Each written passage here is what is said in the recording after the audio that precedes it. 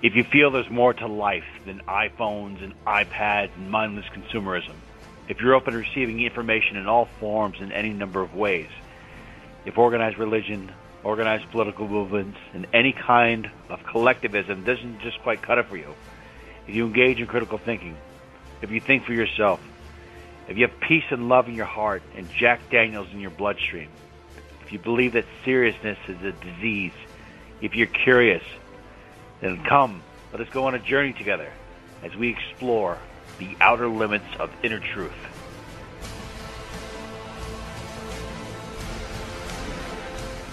Welcome to the Outer Limits of Inner Truth radio show, OuterLimitsRadio.com.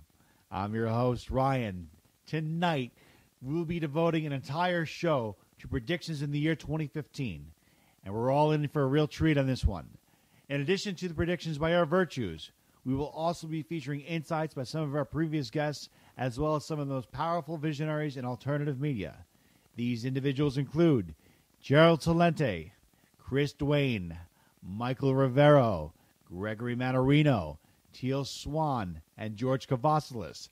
The last part of our show will feature what can only be described as an epic painting of humanity's future by Dr. Darrell Robert Schoon.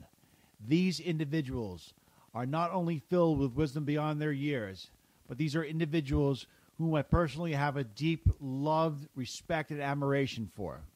To offer their insights to you tonight is a humbling honor that words cannot describe, and we are all incredibly grateful.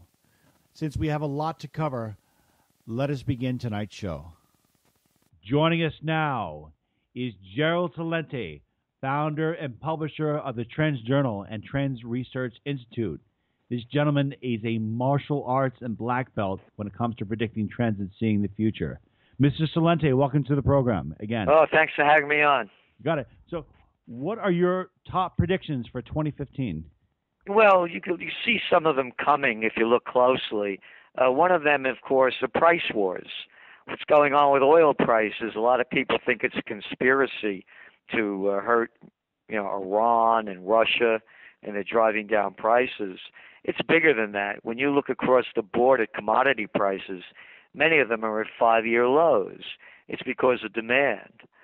So you're going to see, we already saw it actually, with Christmas sales for Black Friday. They were down 11%.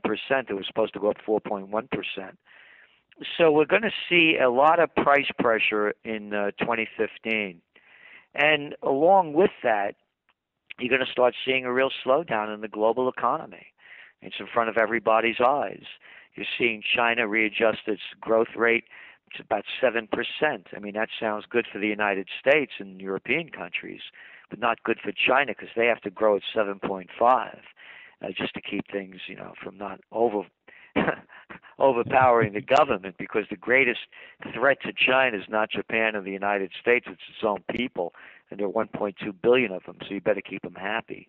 Oh. And then when you look at the other trends that tie into this, is what's going to happen when the economy does start to slacken.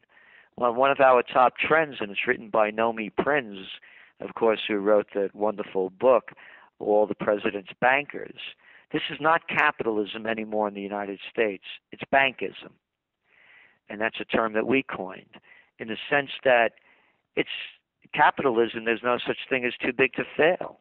With bankism, you bail out the banks because they're too big to fail. So they're dumping all this cheap money into the system to keep the Ponzi scheme going.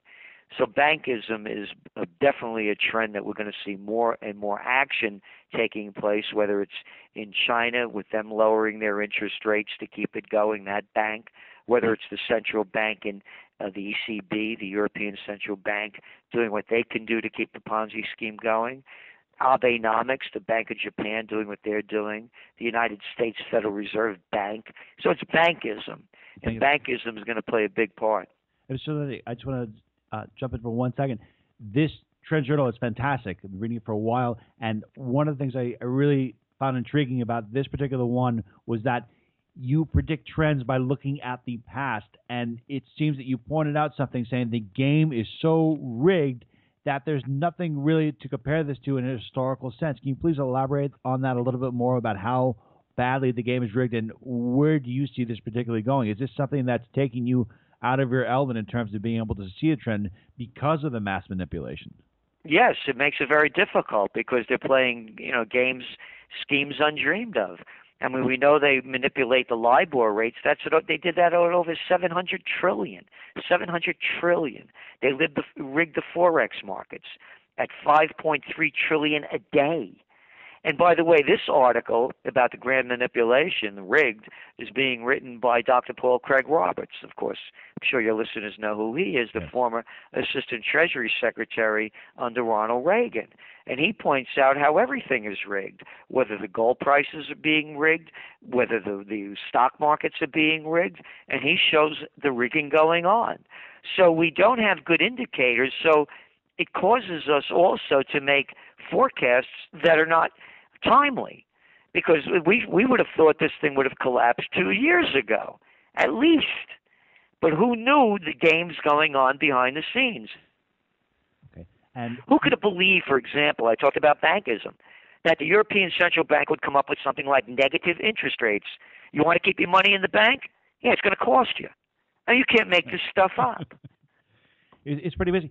I'm intrigued by the fact that the economic forecast and that the world economy is slowing down. Yet, if you look at the youth of America, there seems to be so much ingenuity, and they're so passionate and so creative. So I find it amazing that you have all these people that have all these ideas that are very ambitious, yet their ideas don't seem to materialize or reach economic pegs. Because if you have all this creativity, all this innovation, people willing to work hard, why doesn't that translate into a stronger, robust economy?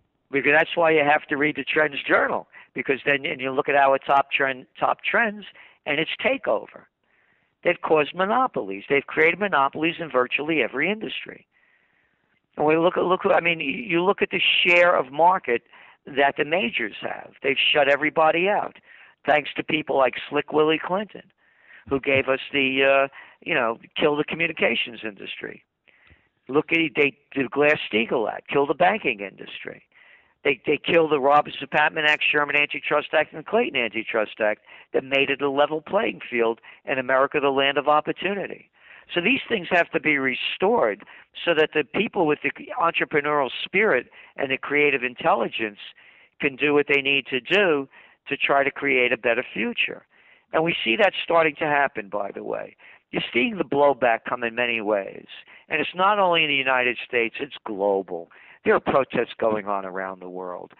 So we're going to see 2015 is really the game-changer year. That's the way we see it. Okay. I want to quickly point out to the listeners that Mr. Celente has made some really amazing predictions over the course of, especially the last 25 or 30 years. One of the ones that really stands out on my mind was the one where you were talking about the passion for natural food. And this is when McDonald's had the profits at an all-time high, and now we're seeing that totally come to fruition. And you make this one really amazing trend that you talk about, saying that there's going to be this new passion to move away from fossil fuels. And you talk about that, and then you also talk about the youth of America really rediscovering the Renaissance. Can you please elaborate on those two trends? Yes, we're not going to call this any more alternative energy. It's going to be a dominant energy. Just like at one time, there was the Iceman before refrigeration. And now refrigeration was an alternative to ice. It's not an alternative anymore. Ice is gone. And when you're looking at what's going on in fossil fuels, this may be the beginning of the end of a lot of it. And what we did, we have our science editor, Ben Davis, who's written a very elaborate piece on the breakthrough energies beyond wind, solar, geothermal, or biofuel. That's going to be really shaping the future. And not only shaping the future in terms of new dominant energies, but also changing the geopolitical landscape. Because all of a sudden, who cares about the Mideast?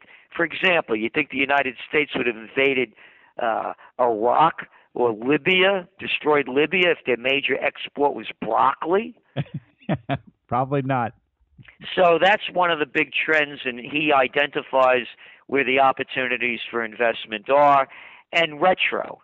The millennium generation is one of the first generations that doesn't have nostalgia to look back at as they grow older. So they're going to be looking back now to find the future. It's called a renaissance.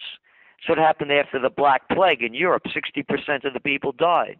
They went back. They went into the past. Alla Romana e alla Antica, in the manner of the Romans and the ancients, to describe the quality of their work. And we believe the millennials are going to be on the cutting edge of a new renaissance in 2015. Mr. Gerald Celente, cannot tell you how much we appreciate your time. And to learn more about Gerald, you have to go to his website, TrendsResearch.com. If you're a CEO and you're not subscribing to this magazine, you're going through life and business blind. I'm telling you, it is the most comprehensive, most thorough magazine you can get out there that will really see the trends that are happening in the business and social societal trends. Mr. Celente, thank you so much. Well, thank you for having me, and all the best for a prosperous and healthy